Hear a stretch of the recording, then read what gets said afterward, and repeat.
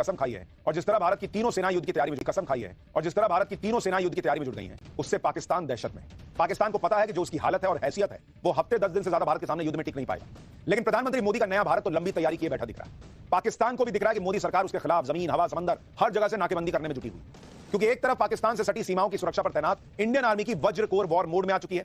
वज्र कोर ने टैंक से टारगेट को तबाह करने के लिए मिलिट्री ड्रिल शुरू कर दी है। दूसरी तरफ इंडियन नेवी में अरब सागर में अपनी मिसाइल पावर का दम दिखाया। पहले आईएनएस सूरत से मिसाइल टेस्ट हुआ, फिर वहां तैनात दूसरे युद्धपोतों से भी एंटीशिप मिसाइल दागी गई।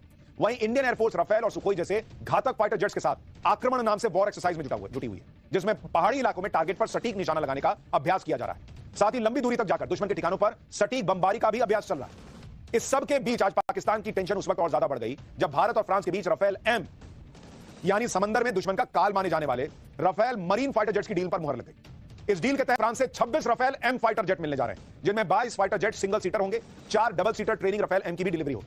63,000 करोड़ रुपए में हुई इस डील के तहत जल्दी ही भारत को राफेल एम फाइटर जेट्स की डिलीवरी शुरू भी हो जाएगी। पाकिस्तान को घेरने के लिए भारतीय नौसेना की ताकत बढ़ाने के लिए अब राफेल एम भी आने जा रहा है। यानी राफेल तो था ही, उसका बाप भाई जो कह लीजिए वो राफेल एम भी आ जाएगा। साथ ही ये भी आपको बताऊंगा आज कि भारत की तैयारियों से पाकिस्तान ही नहीं, अमेरिका और चीन में क्यों और कैसे हड़कंप मच गया। लेकिन पहले आप भारत की सैन्य तैयारियों की एक झलक देख लीजिए, कैसी तैयारी चल रही है बॉर्डर में।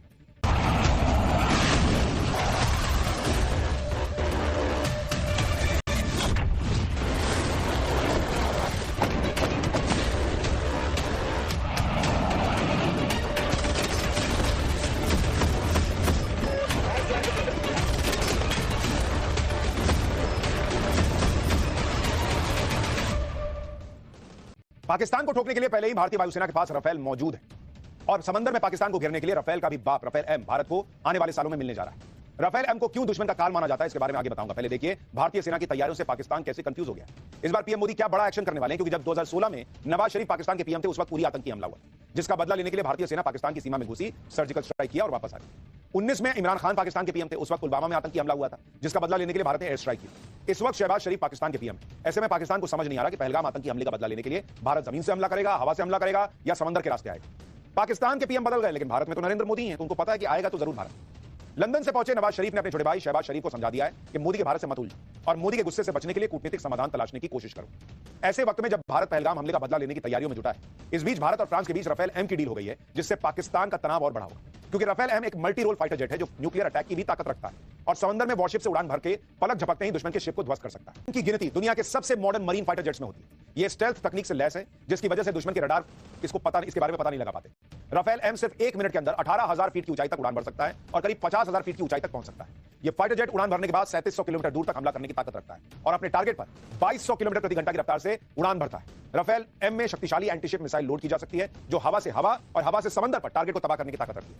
राफेल एम एक बार में 9 टन तक का हथियार लेकर उड़ सकता है। ये फाइटर जेट में समंदर के नीचे छुपी पनडुब्बियों को खोजकर टारगेट करने वाले स्पेशल रडार से भी लैस है। इसके साथ ही राफेल एम फाइटर जेट में हवा में ही रिफ्यूलिंग की जा सकती है, जिससे इसकी रेंज बढ़ जाती है। यानी हवा में मार सकता है, पानी में मार सकता है, पानी के अंदर पनडुब्बी को भी मार सकता है। इसलिए भारत और फ्रांस के बीच हुई राफेल एम की डील से पाकिस्तानी पीएम शहबाज शरीफ का बुखार बढ़ गया या चढ़ गया, क्योंकि अभी तुरंत नहीं आएगा, लेकिन उनको दिख रहा है ना भाई, अभी तो ऑलरेडी राफेल है, ये भी आ गया तो आने वाले समय में और क्या ही होगा। फिर पाकिस्तानी आर्मी चीफ असीम मुनीर का बीपी लो हो गया होगा, क्योंकि इस डील के बाद भारतीय सेना के पास घातक राफेल जेट्स की संख्या आने वाले समय में बढ़कर 62 हो जाएगी और पहले ही भारतीय वायुसेना के बेड़े में मौजूद 36 राफेल फाइटर जेट्स की जो गर्जना है, उससे पाकिस्तान के होश उड़ गए। जो पहलगाम हमले के बाद शुरू की गई वायु सेना की वॉर एक्सरसाइज आक्रमण में अपना दम दिखा रहे हैं। राफेल एम और राफेल की तुलना करें, शिप से उड़ान भरने के लिए विशेष रूप से तैयार किया गया है, जबकि राफेल को जमीन से उड़ान भरकर हमला करने की निगरानी के लिए तैयार किया गया है। राफेल एम के एयर फ्रेम यानी ढांचे में समुद्री परिस्थितियों जैसे नमक और नमी का सामना करने के लिए जरूरी बदलाव किए गए, जबकि राफेल में स्टैंडर्ड एयर फ्रेम का इस्तेमाल होता है। राफेल एम के विंग्स को वॉरशिप पर आसान लैंडिंग के लिए फोल्डेबल बनाया गया है। जब फोल्डेबल होते हैं, वॉरशिप में लैंडिंग के दौरान रनवे छोटा होता है, इसलिए लैंडिंग के दौरान राफेल एम की रफ्तार को कम करने के लिए इसमें टेल हुक मौजूद है, जबकि भारतीय वायुसेना के पास पहले से मौजूद राफेल में टेल हुक नहीं। राफेल एम में पानी के नीचे छुपे टारगेट का पता लगाने के लिए एडवांस्ड AESA यानी एक्टिव इलेक्ट्रॉनिकली स्कैन्ड अरे रडार से इसे लैस किया गया, जबकि राफेल अपनी पीढ़ी में इस्तेमाल होने वाले स्टैंडर्ड रडार सिस्टम से लैस है।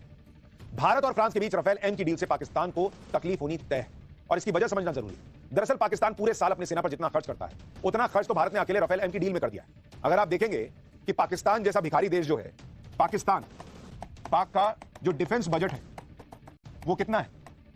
पाकिस्तान का जो डिफेंस बजट है वो करीब है 64,000 करोड़ रुपए, 64,000 CR। और राफेल एम की जो डील भारत ने की है, राफेल एम की जो डील है वो है 63,000 करोड़ रुपए। यानी भारत जितने के जहाज खरीद रहा है, लगभग उतना ही पैसा पाकिस्तान पूरी फौज पे खर्च करता है। ये लड़ेंगे हमसे। भारत को राफेल एम मिलने से पाकिस्तान की टेंशन इसलिए भी बढ़ गई है क्योंकि इसकी टक्कर देने के लिए पाकिस्तान के पास ना तो कोई फाइटर जेट है, ना ही भारत की बराबरी करने के लिए पाकिस्तान ऐसा कोई फाइटर जेट खरीद सकता। पैसा होगा तब ना कर देगा, क्योंकि राफेल एम फाइटर जेट का इस्तेमाल करने के लिए पाकिस्तान को एयरक्राफ्ट कैरियर की भी जरूरत होगी। तो भाई तेरे उसके पास तो जहाज ही नहीं है जिससे वो प्लेन उड़ाए, तो प्लेन खरीद के भी उड़ाएगा कहां से? इंडियन नेवी के पास 2 एयरक्राफ्ट कैरियर आईएनएस विक्रांत और आईएनएस विक्रमादित्य मौजूद है। भारतीय नौसेना पहले आईएनएस विक्रांत को अरब सागर में तैनात कर चुकी है। अरब सागर में आईएनएस विक्रांत की तैनाती की वजह से पहले ही पाकिस्तान की टेंशन आई है, क्योंकि युद्ध छिड़ने पर आईएनएस विक्रांत कुछ ही मिनटों में पूरे पाकिस्तान के कराची पोर्ट और ग्वादर पोर्ट समेत पूरे पाकिस्तान को तबाह कर सकता है। और राफेल एम की डील के बाद तो आईएनएस विक्रांत पाकिस्तान के लिए आने वाले समय में और घातक हो जाएगा, क्योंकि आईएनएस विक्रांत पर राफेल एम जैसे 40 फाइटर जेट्स तैनात हो सकते हैं। इसके साथ ही आईएनएस विक्रांत पर लंबी दूरी तक मार करने वाली 64 बराक मिसाइल भी तैनात की गई। आईएनएस विक्रांत की मदद से कम दूरी तक मार करने वाली सुपरसोनिक ब्रह्मोस मिसाइल को वर्टिकल लॉन्च भी किया जा सकता है। पाकिस्तान ये समझ चुका है कि राफेल एम की डिलीवरी के बाद उसके लिए समंदर में भारत के सामने टिकना मुश्किल ही नहीं, करीब करीब नामुमकिन होगा, क्योंकि राफेल के आगे पाकिस्तान का F-16 सिर्फ कबाड़ भर 16 है, जिसका बड़ा दम बढ़ता है। मेरे पास तो F-16 है। वो लड़ाकू विमान 84 किलोमीटर के दायरे में 20 टारगेट पर निशाना साध सकता है, जबकि हमारा राफेल मरीन 100 किलोमीटर के दायरे में एक बार में 40 टारगेट ध्वस्त कर देगा। F-16 मिसाइलों की रेंज ज्यादा से ज्यादा 100 किलोमीटर है, राफेल मरीन की मिसाइलों की रेंज 3700 किलोमीटर है। आप अंदाजा लगा सकते हैं कहां 100 किलोमीटर, कहां 3700 किलोमीटर। पाकिस्तान का F-16 फाइटर जेट 15,235 किलोमीटर की ऊंचाई तक बढ़ सकता है। राफेल एम 50,000 फीट की ऊंचाई तक पहुंच सकता है। F-16 है वो अभी हमारे पास जो राफेल है उससे ही टक्कर नहीं ले पा रहा। राफेल एम आएगा तो सोचिए क्या होगा। मोदी सरकार जिस तरह पहलगाम हमले का बदला लेने की तैयारी कर रही है, जिस तरह भारतीय सेना खुद को बड़े युद्ध के लिए तैयार कर रही है, उसे देखते हुए पाकिस्तान ही नहीं अमेरिका भी मान चुका है कि पहलगाम हमले का बदला लेने के लिए पीएम मोदी पाकिस्तान पर हमला करने वाले हैं।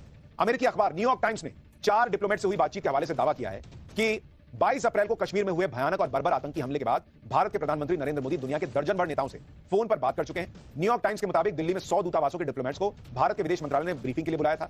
आगे रिपोर्ट में दावा है कि पीएम मोदी ने ग्लोबल लीडर्स को मदद मांगने के लिए टेलीफोन नहीं किया था, बल्कि यह बताने के लिए फोन किया था कि पाकिस्तान के खिलाफ भारत बड़ा एक्शन लेने जा रहा है। रिपोर्ट के मुताबिक भारत ने पाकिस्तान पर पहलगाम में आतंकी हमला करने का आरोप लगाया है। आगे रिपोर्ट में दावा किया गया कि भारतीय विदेश मंत्रालय की ब्रीफिंग में मौजूद डिप्लोमेट्स ने कहा है कि भारत अपने पड़ोसी और कट्टर दुश्मन के खिलाफ सैन्य कार्रवाई के लिए केस तैयार कर रहा है। यानी नरेंद्र मोदी ने जमीन तैयार कर दी है, डिप्लोमेटिक लेवल पर भी और मिलिट्री लेवल पर भी। भारत के एक्शन के डर से पाकिस्तान वाकई खौफ में आनंद फानंद में पाकिस्तानी आर्मी को एलओसी की तरफ भेजा जा रहा है, जिसकी तस्वीरें सोशल मीडिया पर वायरल हो रही है। पाकिस्तान की सड़कों में टैंक गुजरते हुए नजर आ रहे हैं। जिस तरह भारतीय वायुसेना ने राफेल और सुखोई जैसे फाइटर जेट्स के साथ वॉर एक्सरसाइज शुरू की है, पाकिस्तान ने गिलगित बाल्टिस्तान के स्कुर्द एयरबेस को एक्टिवेट कर दिया है। दावा किया जा रहा है कि इस एयरबेस से पाकिस्तानी वायुसेना के फाइटर जेट उड़ान भरते नजर आए। स्कुर्द एयरबेस को पाकिस्तान अपने लिए रणनीतिक तौर पर बहुत अहम मानता है, क्योंकि इस एयरबेस से श्रीनगर और लेह की दूरी 200 किलोमीटर से भी कम है।